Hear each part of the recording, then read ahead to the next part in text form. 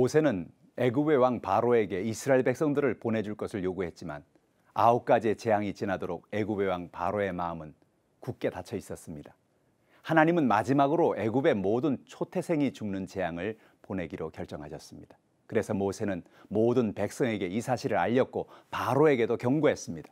그러나 애굽의 왕은 그 경고를 듣지 않았습니다.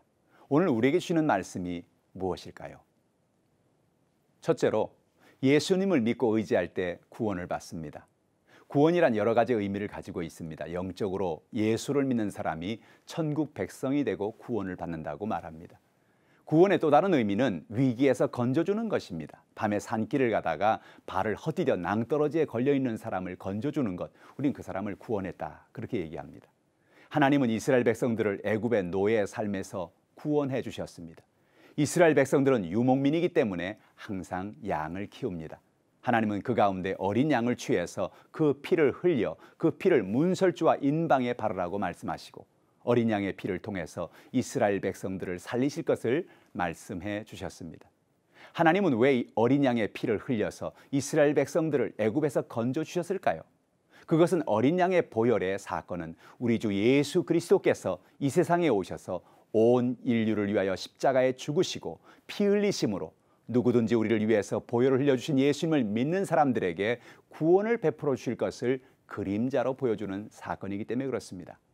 세례 요한은 예수님을 보고 세상 죄를 지어가는 하나님의 어린 양이라고 고백했습니다. 요한복음 1장 29절에 이튿날 요한이 예수께서 자기에게 나오심을 보고 이르되 보라, 세상 죄를 지고 가는 하나님의 어린 양이로다라고 말했습니다. 에베소 1장 7절에 우리가 그리스도 안에서 그의 은혜의 풍성함을 따라 그의 피로 말미암아 구속 곧 죄사함을 받았으니라고 말하고 있습니다. 오늘 우리도 날마다 예수님의 보혈을 의지하고 사시기를 바랍니다. 둘째로, 하나님은 우리의 모든 것을 예비하고 계십니다. 우슬초는 원래부터 정유 성분을 가지고 있어서 살균, 소독, 보존성을 가지고 있습니다. 다윗은 우슬초로 나를 정결케 해달라고 기도했습니다. 시편 51편 7절에 보니 우슬초로 나를 정결케 하소서 내가 정하리이다. 나를 씻기소서 내가 눈보다 희리이다라고 노래하고 있습니다. 우슬초에 어린 양의 피를 찍어서 그 집의 문설주와 인방에 뿌린다는 것은 그 집을 정결케 한다는 것입니다. 그 집에 있는 모든 죄인을 그 피로 덮어서 그 집을 정결케 함으로 그 집에 사는 사람들을 정결케 하는 것입니다. 여기 하나님의 은혜가 있습니다. 내 힘으로 정결케 되는 것이 아니고 내 공로로 정결케 되는 것이 아닙니다. 어린 양의 보혈을 우슬초에 찍어 뿌릴 때에 정결케 되는 것입니다. 우슬초는 피를 찍어 뿌리는 유일한 도구입니다. 그런데 그 우슬초를 어디서 구할 수 있을까요? 놀라운 사실은 하나님은 어린 양과 그 우슬초를 이스라엘 백성들 가운데 두고 계신다고 하는 것입니다. 열왕기상 4장 33절에 보면 저가 또 초목을 논하되 레바논 백향목으로부터 담에 나는 우슬초까지 하고 저가 또 짐승과 새와 기어다니는 것과 물고기를 논한지라라고 말하고 있습니다. 이 말씀처럼 우슬초는 당시에 담에서 자라는 그런 풀이었습니다. 이 풀은 소독의 효과가 있기 때문에 이스라엘 백성들이 이 풀을 베어서 주로 우슬초 묶음을 만들어 집에 보관하고 있었습니다.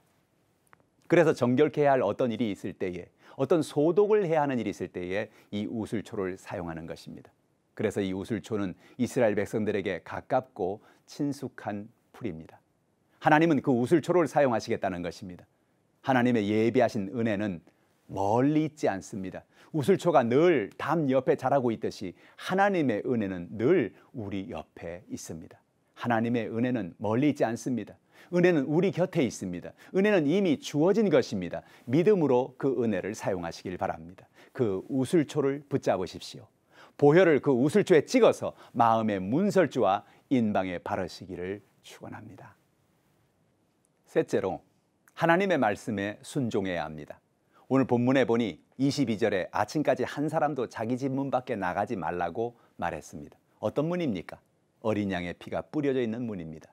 출애굽기 12장 22절에 우슬초 묶음을 가져다가 그릇에 담은 피에 적셔서 그 피를 문 인방과 좌우에 설주에 뿌리고 아침까지 한 사람도 자기 집 문 밖에 나가지 말라고 말했습니다. 잊지 말아야 합니다. 아침까지, 밤이 지나기까지 절대로 그 집 앞에 나가면 안 됩니다.